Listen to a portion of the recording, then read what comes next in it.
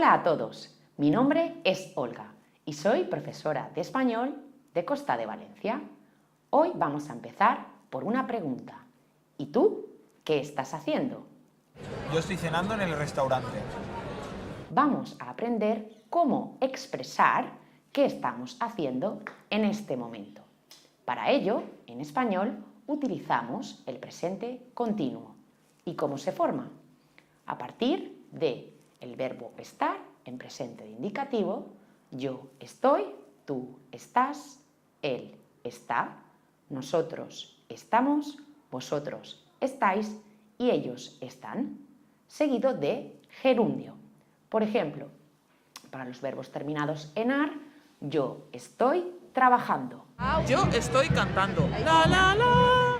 Para los verbos terminados en er, yo estoy bebiendo. Yo estoy rompiendo el papel. Y para los verbos terminados en ir, yo estoy escribiendo.